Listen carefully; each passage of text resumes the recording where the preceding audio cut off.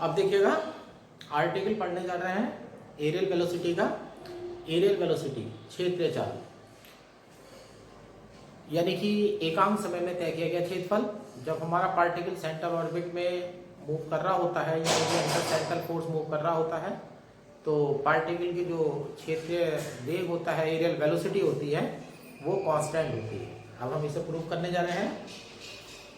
ये मान लीजिएगा ओरिजिन एक्स एक्सिस, ये आपके दो नेबरिंग पॉइंट हैं P और Q। ये आर थीटा, ये r plus delta theta plus delta theta, r plus delta, ये थीटा और ये डेल्टा थीटा। टाइम टी और टी प्लस डेल्टा टी की पोजीशन पर है आपके पास। Let a particle moving under central force, let P r theta and Q r plus delta comma theta plus delta theta are position at time t and t plus delta t respectively। Time t पर t plus delta t पर position हो गई है हमारे पास। Area traced by radius vector in time delta t। ये हो जाएगा delta a equal to area of triangle OPQ। Triangle का एरिया लगा लीजिएगा डेल्टा a 1/2। यहाँ 11th क्लास का ट्रिग्नोमेट्री का फार्मूला ले लीजिएगा। दोनों साइड चाहिए, एक आर हो जाएगी, बल्कि ऐसे लिख लेता हूँ OP OQ और sine delta theta 1/2 R plus delta sine delta theta. क्योंकि delta theta is small, sine delta theta nearly equal delta theta, तो ये हो जाता है 1/2 R plus delta into delta theta. जब डेल्टा थीटा अंदर लाएंगे तो delta R into delta theta की मल्टीप्लाई हो जाएगी, स्मॉल क्वांटिटी हो जाएगी। Neglect small quantity delta R into delta theta, इसे छोड़ दीजिएगा। तो डेल्टा इज इक्वल टू 1/2 हो जाता है R स्क्वायर डेल्टा थीटा। ये एरिया हो गया। अब चूंकि आप लिख लीजिएगा areal velocity dA/dt is equal to limit delta t tends to 0 delta A/डेल्टा t limit delta t tends to 0 1/2 R square डेल्टा थीटा/डेल्टा t। अब यहाँ से आप डेल्टा को लिमिट को हटा दीजिएगा, डिफरेंशिएशन बना लीजिएगा। तो dA/dt is equal to 1/2 R square dθ/dt। अब ध्यान रखिएगा, आप यहाँ सेंट्रल ऑर्बिट वाला चैप्टर पढ़ रहे हैं। सेंट्रल ऑर्बिट में हम R स्क्वायर dθ/dt की वैल्यू फिक्स कर चुके हैं, h है कांस्टेंट। चूंकि R स्क्वायर dθ/dt की वैल्यू हमारी h है, तो ये हो जाएगा dA/dt equal to h/2। Bracket में लिख देते हैं कांस्टेंट, ब्रैकेट में कांस्टेंट लिख देते हैं। इस तरह से प्रूव हो जाता है कि जब कोई पार्टिकल सेंट्रल ऑर्बिट में मोशन कर रहा होता है तो उसकी जो एरियल वेलोसिटी होती है वो कांस्टेंट होती है। यही केपलर का दूसरा नियम भी है। अब देखिएगा, आप अब जो मैं आर्टिकल कर रहा हूँ वो अलग से कर रहा हूँ। वेलोसिटी इन सेंट्रल ऑर्बिट, जब आप सेंट्रल ऑर्बिट में मोशन कर रहे होंगे तो अब अगले वाले चैप्टर में, अब जो चैप्टर एक्सरसाइज आने वाली है उस एक्सरसाइज में आपको वेलोसिटी की जरूरत पड़ेगी। और यहाँ पर हम वेलोसिटी के लिए फार्मूला तैयार कर रहे हैं कि वेलोसिटी का जो फार्मूला होता है वो किस रूप में होना चाहिए। वेलोसिटी के लिए हम फार्मूला तैयार करने जा रहे हैं। यहाँ पर देखा भी है, ये रिलेशन उठा लीजिएगा r² dθ/dt equal to h। ये तो रिलेशन हमारे सेंट्रल ऑर्बिट में चली रहा है, r² dθ/dt equal to h। अब इसको ऐसे लिखिएगा आर स्क्वायर, यहाँ कर लीजिएगा d theta upon D s, और यहाँ d S upon D T equal to h हो जाता है। आगे से ऐसे तोड़िएगा r D theta upon D s और D S upon D T equal to H. अब बी एस सी पार्ट 1 की बात याद करिएगा, जब हम पोलर कोऑर्डिनेट सिस्टम में थे तो ये 90 है, ये फाई है, ये डी आर है, ये डी एस है, और यहाँ है आपका आर डी थीटा। अब यहाँ से वैल्यू देख लीजिएगा, R D theta upon D S की वैल्यू देख लीजिएगा। यहाँ पर ये नोटेशन गलत हो गई है, ये हमारा डी आर होता है और ये हमारा होता है आर डी थीटा, और D S upon D T हमारा वेलोसिटी का फार्मूला है।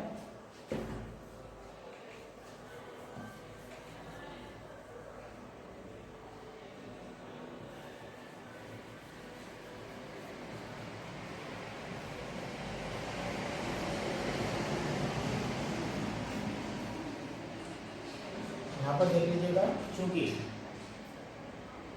R D theta upon D S equal to आपका साइन फाई हो जाएगा, और D S upon D T equal to आपकी वेलोसिटी बी हो जाएगी। तो यहाँ से हो जाता है R sine phi into B equal to H. अब यहाँ देख लीजिएगा, बी एस सी पार्ट 1 से फिर रिलेशन आइएगा, चूंकि बी इक्वल टू रिलेशन आपका आर साइन फाई था, ये हो जाता है B T equal to H. तो v equal to formula h upon p हो जाता है। यानी कि आपके पास अगर आप पैडल फॉर्म में हैं और आपको वेलोसिटी अगर पूछी जाती है तो आप यहाँ पर फार्मूला लगाने वाले हैं v equal to h upon p। अब एक आर थीटा वाले के लिए चलते हैं, यहाँ से v square equal to h square upon p square, क्योंकि 1 upon p square equal to था 1 अपॉन r स्क्वायर। इसे इक्वेशन नंबर 1 डाल दीजिएगा, 1 upon are square plus 1 upon are to the power 4 D R upon D T का whole square. अब यहाँ देखिएगा, जितने भी फार्मूले यूज हो रहे हैं वो बार बार बीएससी पार्ट 1 के कर्वेचर वाले चैप्टर से ही आ रहे हैं हमारे। आर थीटा में यहाँ पर आप इसे ऐसे भी चेंज कर लीजिएगा, और क्योंकि U equal to 1 upon R था, तो यहाँ पर अगर हम D you upon D theta करते हैं तो ये हो जाता है माइनस के 1 upon are square D you upon D theta. ये स्क्वायर इसका हो गया, ये स्क्वायर इसका हो गया, तो 1 upon p square equal to बन जाता है you square plus d you upon D theta का whole square by equation 1 v square equal to H square you square plus d you upon D theta का whole square. अब इन दो फार्मूलों को याद कर लीजिएगा। एक तो बी का फार्मूला वेलोसिटी का एच अपॉन पी आ गया, ये तो पैडल फॉर्म के लिए है। दूसरा वेलोसिटी का formula B square equal to H square you square plus D to D you upon D theta का होल स्क्वायर है। ये आपके लिए पोलर फॉर्म के लिए है। अब दोनों फॉर्म के लिए आपके वेलोसिटी के फार्मूले तैयार हो चुके हैं। अब इन्हें आप अगले वाली जो एक्सरसाइज है उसमें आप यूज करना शुरू करेंगे।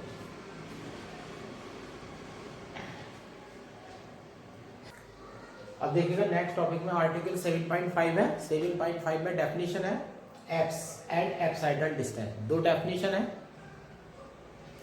होता क्या है, जब आपका पार्टिकल सेंट्रल ऑर्बिट में मूव कर रहा होता है, जब आपका पार्टिकल सेंट्रल ऑर्बिट में मूव कर रहा होगा तो उसके साथ ऐसा होता है, हमें वो पॉइंट चाहिए जहां पर हमारे रेडियस की वेक्टर की वैल्यू या तो मैक्सिमम हो जाए या मिनिमम हो जाए।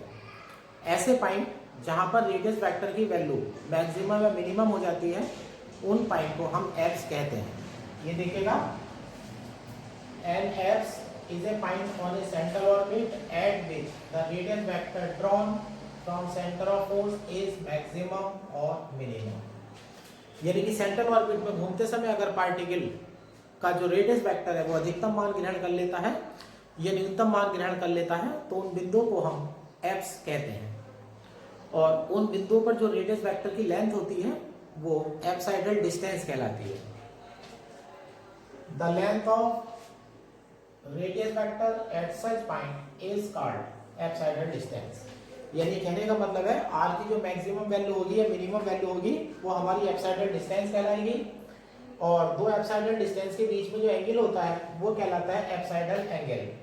द एंगल बिटवीन तो apsidal distance is called apsidal angle. दो एप्साइडल डिस्टेंस के बीच में जो एंगल होता है हम उसे बोलते हैं एप्साइडल एंगल। तो इसमें 3 डेफिनेशन छिपी हुई है। अभी मैं प्रैक्टिकली आपको एग्जांपल दे करके बताता हूँ। ये देखिएगा इलिप्स इलेप्टिकल ऑर्बिट है, ये हमारी अर्थ की ऑर्बिट है, ये हमारा सन है और मान लीजिएगा यहाँ पर आपकी अर्थ है। अब जो हमारी अर्थ होती है वो सन के चारों तरफ एक इलेप्टिक ऑर्बिट में मूव कर रही होती है।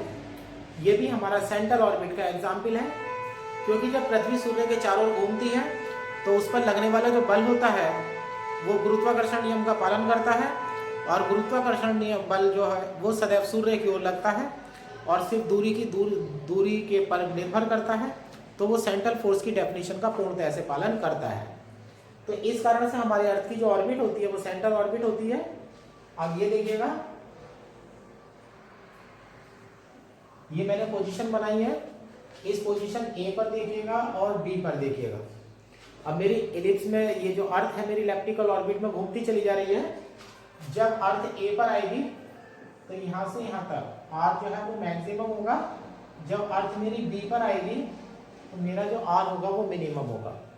यानी कि दो मेरे पॉइंट ऐसे हैं ए और बी, जहाँ पर आर की वैल्यू या तो मैक्सिमम है एक पॉइंट पर वैल्यू मिनिमम है। ये ध्यान रखिएगा, सेंट्रल ऑर्बिट में सिर्फ 2 ही एप्स होते हैं। एक एप्स वो हो जाएगा जहाँ पर आर मैक्सिमम हो जाएगा और एक एप्स वो हो जाएगा जहाँ पर आर मिनिमम हो जाएगा। तो ये हमारे एप्स कहलाते हैं। तो सीधी सरल भाषा में सेंट्रल ऑर्बिट में मूव करते समय जब रेडियस वेक्टर की वैल्यू आपकी मैक्सिमम या मिनिमम हो जाती है तो उन बिंदु को एप्स कहते हैं। उन बिंदु पर आर रेडियस वेक्टर की जो डिस्टेंस होती है, लेंथ होती है, उसे हम एप्साइडल डिस्टेंस बोलते हैं। और दो एप्साइडल डिस्टेंस के बीच का जो एंगल होता है वो एप्साइडल एंगल कहलाता है। अब एप्साइडल एंगल के लिए हम फार्मूला जो है वो बनाने जा रहे हैं। देखिएगा फार्मूला कैसे बनता है। अब ये तो हमारी डेफिनेशन हो गई। अब हम ऐसे कह देते हैं at an x R will be maximum और मिनिमम।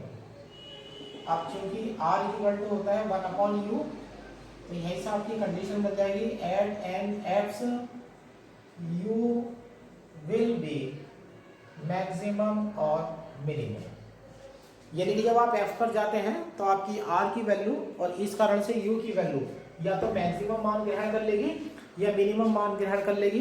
अब हमारा उच्चिष्ट निम्निष्ट यानी कि मैक्सिमम मिनिमम का रूल होता है कि आपको मैक्सिमम वैल्यू चाहिए, मिनिमम वैल्यू चाहिए, आपको फर्स्ट डेरिवेटिव जो है वो 0 करना पड़ेगा।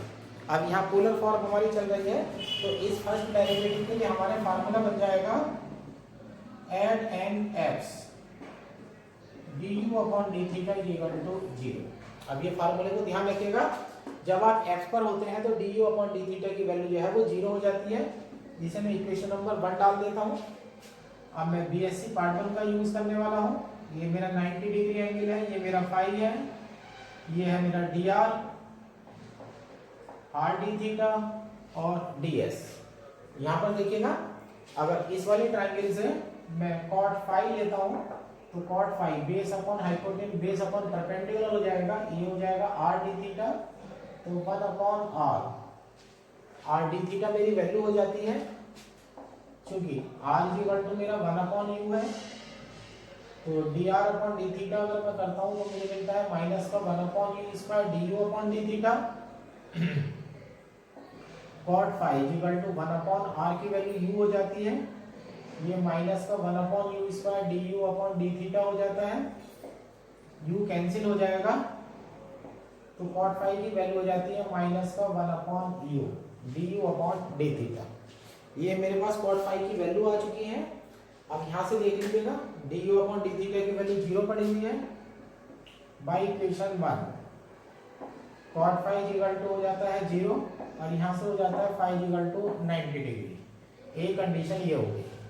तो आपने x पर देखा, x पर जाकर के एक कंडीशन तो अप्लाई होती है du upon D theta equal to 0, और उसी से दूसरी कंडीशन हमने जनरेट करी है फाई इक्वल टू 90 डिग्री, और फाई रेडियस वेक्टर और टेंजेंट के बीच का एंगल होता है। तो यहाँ से इस प्रकार से सिद्ध हो जाता है कि x पर जो है रेडियस वेक्टर और टेंजेंट एक दूसरे से परपेंडिकुलर होते हैं। अब ये कह देते हैं यहाँ which prove that add an x, comma, radius vector is perpendicular to the tangent. अब यहाँ से आप कह सकते हैं कि जब x पर होते हैं तो du अपॉन डी थीटा की वैल्यू 0 होती है, फाई की वैल्यू 90 डिग्री होती है, अर्थात रेडियस वेक्टर और टेंजेंट के बीच का जो बनने वाला एंगल होता है वो हमेशा 90 डिग्री होता है। इस तरह से आपकी x की जो डेफिनेशन है वो कंप्लीट हो जाती है। अब देखिएगा मैंने वेलोसिटी के कुछ फार्मूले लिख दिए हैं जो आगे वाले क्वेश्चंस में आपको यूज करने होंगे। Different formula for velocity. पहला फार्मूला है v square is equal to -2 integration f of r dr where fr is acceleration of attraction. आपका अट्रैक्शन दे रखा, अगर अट्रैक्शन फोर्स दे रखा है उसका एक्सीलरेशन आपको दे रखा है। वेलोसिटी अगर आपको चाहिए तो आप इस फार्मूले का यूज कर सकते हैं। इन फार्मूले को सभी को नोट कर लीजिएगा, अब ये यूज होने वाले हैं आपके फार्मूले। जितने भी क्वेश्चंस आ रहे हैं सब में वेलोसिटी जरूर आएगी। ये जो पहला फार्मूला है ये थर्ड इक्वेशन बनाने के लिए फार्मूला है हमारा। दूसरा फार्मूला है velocity in circle of radius a, यानी कि कोई पार्टिकल अगर सर्किल a के रेडियस में गति कर रहा है तो उसका formula v square is equal to a f of r at r is equal to a होगा। यानी कि जो एक्सीलरेशन होगा उसमें आप r की जगह a रख दीजिएगा, a से मल्टीप्लाई कर दीजिएगा, वेलोसिटी का स्क्वायर आपका तैयार हो जाएगा। तीसरा फार्मूला है velocity in falling from infinity to r is equal to a, यानी कि कोई पार्टिकल अनंत से अगर गिरता है r is equal to a तक अंडर अट्रैक्टिव फोर्स, और जो फोर्स है वो अट्रैक्शन का है a डिवाइडेड बाय। अब ये वाला फार्मूला देख लीजिएगा, ये वाला फार्मूला देख लीजिएगा, दोनों सेम है। यहाँ पर लिमिट नहीं है। और यहाँ पर क्या गया है कि पार्टिकल जो गिर रहा है वो इनफाइनाइट से a बिंदु तक ऐसी दूरी तक गिर रहा है जहाँ तक दूरी a है, तो लोअर लिमिट आपकी इनफाइनाइट हो जाएगी और अपर लिमिट जो है वो a हो जाएगी। फोर्थ में है if A particle falls from centre of repulsion under force F। अब यहाँ देखिएगा वर्ड यूज हुआ है रिपल्सन। अब प्रतिकर्षण बल है, अगर कहीं रिपल्सन फोर्स होगा तो ध्यान रखिएगा वहां पर जो वेलोसिटी होगी, पार्टिकल की जो वेलोसिटी आपको निकालनी होगी वो क्वेश्चन में आपको लिख करके देगा कि वो सेंटर ऑफ फोर्स से लेकर के r दूरी तक गिरना है। तो आपकी लिमिट ये अट्रैक्शन है तो यहाँ पर माइनस लग रहा है, यहाँ रिपल्सन है तो देखिएगा फार्मूले में प्लस हो गया है, फार्मूला दोनों एक ही है। तो अट्रैक्शन वाले फार्मूले में आप देख ही रहे हैं कि माइनस लगा हुआ है और रिपल्सन फार्मूले में आपका प्लस लगा हुआ है, और यहाँ सेंटर से गिर रहा है तो r इक्वल टू 0 हो जाएगा और डिस्टेंस r तक गिर रहा है तो ये वैल्यू जो है r हो जाएगी। अब देखिएगा ये आपके वेलोसिटी के फार्मूले हो गए हैं, आप इन्हें नोट कर लीजिएगा। अब मैं इन्हें रब करने जा रहा हूँ।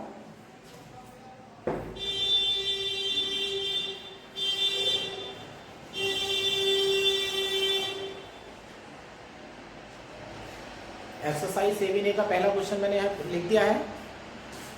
एक्सरसाइज 7B, एक्सरसाइज 7A की उल्टी है। एक्सरसाइज 7A में आपसे क्या कहा गया था, एक पाथ देता था और बल का नियम पूछा था। यहाँ बल का नियम देगा और आपसे पाथ जो है वो प्रूव कराएगा। ये क्वेश्चन लेंथी होते हैं, यानी कि एक्सरसाइज 7B के जो क्वेश्चन है वो एक्सरसाइज 7A से लेंथी है। एक वीडियो में हम 2 से ज़्यादा क्वेश्चन को सॉल्व नहीं कर सकते, धीरे धीरे एक्सरसाइज चलेगी, लेकिन इसका क्वेश्चन एग्जाम में पक्का आता है, ठीक है। और अभी शुरू में जब आप क्वेश्चन सॉल्व करना शुरू करेंगे तो जब तक आप 4 क्वेश्चन सॉल्व नहीं कर लेते तब तक आपको अजीब सा लगेगा, लेकिन जब आपके 4 क्वेश्चन सॉल्व हो जाएंगे तो आप ये देखेंगे कि एक्सरसाइज में जितने भी क्वेश्चन हैं, जितने भी एग्जाम्पल हैं वो सब एक जैसे हैं, तो फिर आपको उनकी एक हैबिट सी पड़ जाएगी। आप पहले क्वेश्चन समझ लीजिएगा। ए particle describe N orbit with A central acceleration. एक पार्टिकल जो है वो किसी ऑर्बिट में गतिमान है और उसका एक्सीलरेशन दे रखा है। आंसर में आ जाइएगा F इक्वल टू है mu Q minus lambda u to the power 5। ये मेरा अट्रैक्शन हो गया, सारी चीज इकट्ठी करते चलिएगा। बीइंग प्रोजेक्टेड, उसे फेंका जाता है। अब वेलोसिटी की बात चल रही है। फ्रॉम एन एक्स, कहाँ से फेंका जा रहा है, एफ से फेंका जा रहा है। ये इनिशियल कंडीशन यूज होगी, कांस्टेंट निकालने में काम आएगी। एट ए डिस्टेंस ए, कितनी दूरी से फेंक रहे हैं, ए दूरी से, एक्स वाले बिंदु से फेंक रहे हैं और जहां पर एक्स है वहां पर दूरी यानी कि आर की वैल्यू ए है। With a velocity equal to that from infinity, और जो वेलोसिटी है वो है equal to that from infinity, यानी कि इनफाइनिटी से उस बिंदु तक गिरने में जितना वेग प्राप्त कर लेगा। अब यहाँ देख लीजिएगा, इस बात पर ध्यान दीजिएगा, डिस्टेंस ए है पार्टिकल को एप्स बिंदु से फेंक रहा है और जो एप्स वाला बिंदु है वो r=a डिस्टेंस पर है और पार्टिकल को उस वेग से फेंका गया है जो पार्टिकल अनंत से a दूरी तक गिरने में वेग को प्राप्त कर लेता है। इसके लिए जो फार्मूले वेलोसिटी के दिए गए थे उसमें से तीसरा फार्मूला आपका अप्लाई हो जाएगा। Show that the path is r=a cos cyclic theta upon n where n² + 1 = 2 mu a² upon lambda है। अब देखिएगा f है, अब मुझे जरूरत है वेलोसिटी की। वेलोसिटी निकालने में पहले चलता हूँ। अब ये फार्मूला मेरा u में है और जबकि वहाँ जो फार्मूला दिया गया था वो r में है, तो u को r में कन्वर्ट कर लीजिएगा। ये हो जाता है म्यू अपॉन r क्यूब हो जाएगा माइनस लैम्डा अपॉन r⁵ आ जाएगा। f की वैल्यू म्यू और लैम्डा u और r दोनों में आ चुकी है। अब ये लिखेगा velocity from infinity to r=a, अनंत से बिंदु a तक गिरने में प्राप्त किया गया वेग v² -2 हो जाएगा। इंटीग्रेशन इनफाइनाइट से a हो जाएगा, यहाँ हो जाएगा f dr, तो -2 हो जाता है, यहाँ इनफाइनाइट से a हो जाता है। f की वैल्यू उठा लीजिएगा mu upon r³ minus lambda upon r⁵ और यहाँ dr, तो v² -2 हो जाता है। ये हो जाता है आपका माइनस का म्यू अपॉन 2r² हो जाता है, माइनस माइनस यहाँ प्लस हो जाएगा, यहाँ हो जाएगा लैम्डा अपॉन 4r⁴ लिमिट हो जाएगी इनफाइनाइट से a। r डिनोमिनेटर में पड़ा हुआ है, तो जब लिमिट आप इनफाइनाइट डालेंगे तो वैल्यू 0 हो जाएगी। आप r की जगह सीधे सीधे a डाल दीजिएगा। ये माइनस भी अंदर आता हूँ, माइनस माइनस प्लस हो जाएगा, तो ये हो जाएगा म्यू अपॉन a² हो जाएगा और प्लस यहाँ हो जाता है लैम्डा अपॉन 2a⁴। ये आपकी वेलोसिटी आ चुकी है। साइन मेरे से गलत हो गया है, माइनस माइनस प्लस उठ करके यहाँ माइनस हो जाएगा। ये इनिशियल कंडीशन है आपकी, यानी कि जब पार्टिकल को आपने फेंका था तो उस समय जो वेलोसिटी थी वो इस फार्मूले से दी जाएगी। अब मेरे पास जब क्वेश्चन में शुरू करूँगा तो मुझे पास एसिलेशन होना चाहिए और मेरे पास वेलोसिटी होनी चाहिए, दोनों चीज़ें मेरे पास आ चुकी हैं। अब सबसे पहले आप differential equation of central orbit लिखेंगे। From differential equation of central orbit, आप differential equation of central orbit लिखने वाले हैं। आपका फार्मूला हो जाएगा h² और यहाँ हो जाता है u + d2 u upon d⁵² f upon u²। ये differential equation of central orbit मेरी हो चुकी है। f को आप डिवाइड करने वाले हैं u² से, f को आप u² से डिवाइड करने वाले हैं। आपका सेंट्रल ऑर्बिट का जो फार्मूला है वो आपके सामने आ चुका है। अब यहाँ पर आप f की वैल्यू रखेंगे, राइट हैंड साइड में देखिएगा f के अपॉन में μ² पड़ा हुआ है, f के अपॉन में μ² पड़ा हुआ है। f की वैल्यू देख लीजिएगा, ये u वाली रखिएगा, u में ही रिलेशन है, तो ये हो जाता है h² u + d2 u upon d⁵² यहाँ देखिएगा u² से डिवाइड करेंगे तो म्यू u हो जाएगा माइनस लैम्डा u²। अब देखिएगा राइट हैंड साइड जो है वो u का फंक्शन है, जबकि लेफ्ट हैंड साइड में जो है जो डिफरेंशियल हो रहा है वो थीटा के रेस्पेक्ट में हो रहा है। तो सबसे पहले आप 2 du अपॉन d⁵ से मल्टीप्लाई करेंगे, उसके बाद आप इंटीग्रेशन करेंगे। ये लाइन फिक्स है, multiply by 2 du upon d⁵, तो ये h² है, यहाँ हो जाता है 2u du upon d⁵ plus 2 du upon d⁵ d2 u upon d⁵², यहाँ हो जाता है 2 mu u du upon d⁵ minus 2 lambda u³ du upon d⁵। आप इंटीग्रेशन कर देंगे। यहाँ जब भी इंटीग्रेशन होगा तो बिना 2 du अपॉन d⁵ के आप इंटीग्रेशन नहीं करेंगे, वरना वैल्यू आपकी गलत बन जाएगी, क्योंकि लेफ्ट हैंड साइड में जो derivative with respect to theta, right hand side में u का फंक्शन है। अब देखिएगा जब आप इंटीग्रेशन करते हैं तो ये h² ये कांस्टेंट है, ये u² बन जाएगा, ये du अपॉन d⁵ का होल स्क्वायर बन जाएगा, u का u²/2 होगा, तो ये हो जाएगा म्यू u² माइनस u की पावर 4/4 हो जाएगा, तो लैम्डा u की पावर 4/2 और प्लस कांस्टेंट मान लीजिएगा C1 ले लेते हैं इक्वेशन नंबर 1। अब ये ध्यान से देखिएगा, जब यहाँ पर आप इंटीग्रेशन कर देंगे तो इंटीग्रेशन में ये दो पद हैं, लेकिन अभी वीडियो के पहले हिस्से में वेलोसिटी का फार्मूला लिखाया था, तो ये आपका लेफ्ट हैंड साइड जो है वो वेलोसिटी का फार्मूला है। अब मैं कांस्टेंट निकालने जा रहा हूँ। यहाँ पर मुझे दो कांस्टेंट की आवश्यकता होती है, एक तो मुझे h² की आवश्यकता होती है और एक इसकी आवश्यकता होती है C1 की। तो जब आप इसका इंटीग्रेशन कर देंगे तो इस इंटीग्रेशन के लेफ्ट में यहाँ पर v² और बढ़ा देंगे, तो क्या होगा, जब इंटीग्रेशन हो जाएगा तो उसमें दो पद होंगे, लेकिन लेफ्ट वाला जो पद होगा वो हमेशा वेलोसिटी का स्क्वायर होगा। तो इस वाली लाइन में यहाँ पर आप वेलोसिटी का स्क्वायर बढ़ा देंगे। अब इनिशियल जितनी भी कंडीशन दे रखी है उन सबका आप इस्तेमाल करिएगा। इनिशियली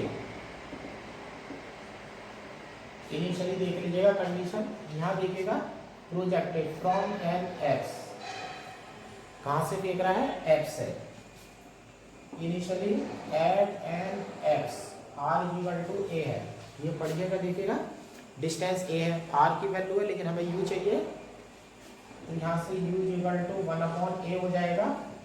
एक्स की डेफिनेशन du/d इक्वल टू 0। अभी एक्स का वीडियो में इससे पहले एक्स की डेफिनेशन दी गई थी, एक्स वो पॉइंट होता है जहाँ पर du/d 0 होता है, तो ये भी मैंने कंडीशन अप्लाई कर दी है। और कॉमा b² इक्वल टू, यहाँ से उठा लीजिएगा ये v/a² minus λ/2 a to the power 4। अब ये सारी वैल्यू इक्वेशन नंबर 1 में डालिएगा।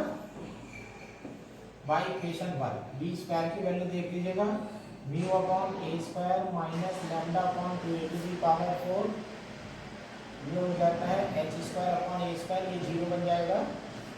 ये हो जाता है v/a² minus λ/2 a to the power 4 और प्लस c1। अब इन दोनों टर्म को देखिएगा, यहाँ से h² निकालेगा, h² इक्वल टू आ जाता है म्यू माइनस λ/2 a²। इन दोनों को देखिएगा।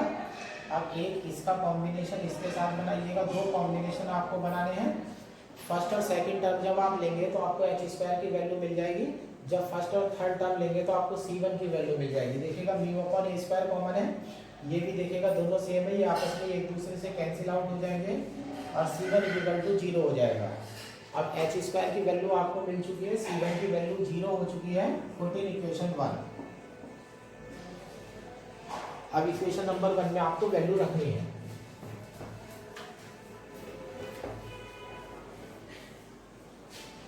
दो कांस्टेंट आपको यहाँ पर निकालने होते हैं, h² आ चुका है, c1 आ चुका है, इसे उठाकर के इक्वेशन नंबर 1 में डालिएगा।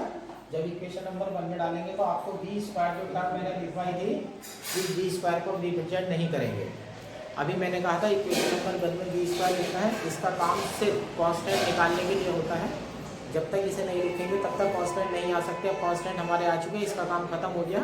अब b² को हम नहीं लिखेंगे, बाकी की वैल्यू रख देते हैं। देखिएगा यहाँ पर h² है, h² की वैल्यू बन जाती है म्यू माइनस λ/2 a² और यहाँ u² प्लस du/d थीटा का होल स्क्वायर इक्वल टू, देख लीजिएगा mu u² minus λ/u to the power 4/2 और प्लस c1 की वैल्यू 0 हो गई है। अब यहाँ पर होने वाला क्या है, du/d थीटा का स्क्वायर निकलेगा, फिर उसका अंडर रूट होगा और अंडर रूट लिखने के बाद जो है उसका इंटीग्रेशन होगा और हमारा आंसर जो है वो तैयार हो जाएगा। अब यहाँ पर आंसर बनाने चलते हैं। अब जो वैल्यू आंसर दे रखा है उसमें ना तो म्यू है और ना लैम्डा है, आंसर में n दे रखा है। क्या दे रखा है, आंसर में n दे रखा है, लैम्डा और म्यू की वैल्यू। अब यहाँ पर जरा कांस्टेंट देख लीजिएगा, यहाँ पर मल्टीप्लाई करिएगा तो ये हो जाता है, यहाँ से जब मल्टीप्लाई करेंगे तो म्यू u² हो जाएगा माइनस λ/u² हो जाएगा plus mu minus λ/2 du/d theta का whole square equal to mu u² minus λ/u to the power 4/2। अब देखिएगा म्यू u² दोनों आपस में कैंसिल हो जाते हैं। अब ये हो जाता है माइनस λ/2 du/d थीटा का होल स्क्वायर। इस वैल्यू को आप इधर ले जाइएगा तो ये बन जाता है λ² minus λ/u to the power 4/2। अब यहाँ पर वैल्यू देख लीजिएगा, लैम्डा अपॉन 2 जो है यहाँ से कॉमन है, तो ये हो जाता है mu minus lambda upon 2 A square D you upon D theta का होल स्क्वायर। यहाँ से लैम्डा अपॉन 2 आप बाहर ले लीजिएगा, लैम्डा अपॉन 2 अगर आप बाहर लेते हैं तो ये आपका बन जाता है you square minus A to the power 4 sorry A square you to the power 4 upon A square. अब मैं इसे भी थोड़ा सा हैंडल करने वाला हूँ यू की वैल्यू। अब लैम्डा अपॉन 2 ए स्क्वायर है, अब हमें जो कंडीशन दे रखी थी गिवन, अब हमें क्वेश्चन में वैल्यू दे रखी है given N square plus 1 is equal to 2 mu A square upon lambda. अब ये वैल्यू दे रखी है 2 म्यू ए स्क्वायर अपॉन लैम्डा। अब यहाँ पर देख लीजिएगा, यहाँ से लैम्डा अपॉन 2 में कॉमन ले लेता हूँ इसे काटने के लिए, तो यहाँ से लैम्डा अपॉन 2 कॉमन हो जाएगा, तो ये हो जाएगा 2 mu A square upon lambda minus 1 d you upon D theta का whole square equal to lambda upon 2 u square minus a square you to the power 4 upon A square. Lambda by 2 से lambda by 2 cut जाता है, ये 2 mu ए square upon lambda की value डाल दीजिएगा, n square plus 1 minus 1 d you upon D theta का whole square equal to u square minus a square you to the power 4 upon A square. ध्यान देखिएगा 1 से 1 कैंसिल है, तो ये मेरा बन जाता है n square D you upon D theta का whole square is equal to a square भी इधर ले आता हूँ, a square n square is equal to u square minus a square you to the power 4।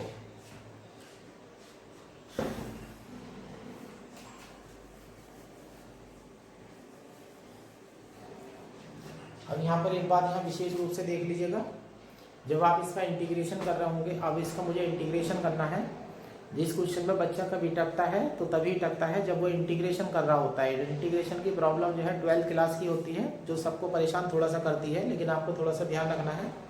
पहला रूल सीख लीजिएगा, जितने भी आपके रिलेशन आ रहे होंगे उसमें वेरिएबल यू चल रहा होगा, उसके साथ कांस्टेंट ए या बी चल रहे होंगे। अब यहाँ देखिएगा यू की पावर 4 है और ए की पावर कितनी है 2। अगर u की पावर और मल्टीप्लाई में a की पावर सेम अगर है तो इंटीग्रेशन u में होगा, लेकिन कांस्टेंट की पावर और u की पावर दोनों अलग अलग है, तो इंटीग्रेशन करने के लिए आप r की हेल्प लेंगे। अब यहाँ a की पावर तो 2 है, लेकिन u की पावर कितनी है 4, तो आप इंटीग्रेशन u में करने की गलती नहीं करेंगे, आप इसे r में कन्वर्ट करेंगे। अब हम लिख देते हैं, क्योंकि u equal to 1 upon r होता है, u equal to 1 upon r होता है, और D you upon D theta की वैल्यू हो जाती है minus 1 upon are square D are upon D theta. अब मैं इसे r में कन्वर्ट कर रहा हूँ, यहाँ वैल्यू डाल दीजिएगा a square n square upon are to the power 4 D R upon D theta का होल स्क्वायर। ये 1 अपॉन आर स्क्वायर हो जाएगा, यहाँ पर हो जाएगा माइनस का ए स्क्वायर अपॉन आर की पावर 4। यहाँ पर आप एलसीएम ले लेंगे, r square minus a square upon are to the power 4, r to the power 4 आपकी कट जाएगी d are upon D theta equal to हो जाएगा under root r square minus a square upon a N.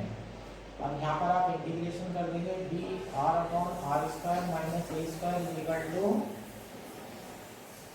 D theta, यहाँ पर ये इसके नीचे हो जाएगा और यहाँ हो जाएगा D theta upon a N. यहाँ पर D theta upon a N आ चुका है, यहाँ पर ए की वैल्यू आपकी आ चुकी है, यहाँ थीटा अपॉन या ए काम करिएगा, यहाँ ए डी आर कर लीजिएगा, यहाँ पर ए डी आर आप कर लेंगे।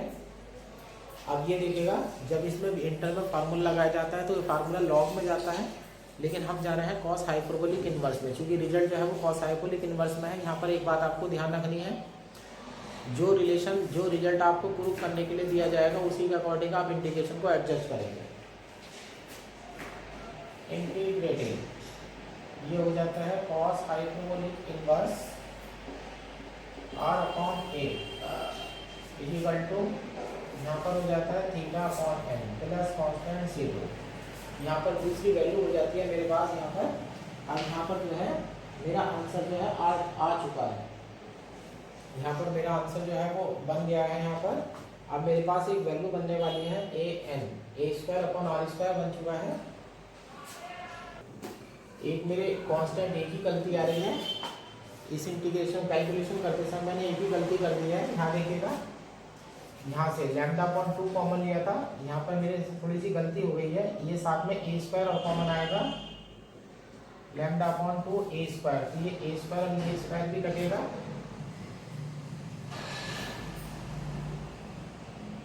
ये सही चल रहा है कि ए स्क्वायर फालतू हो गया था,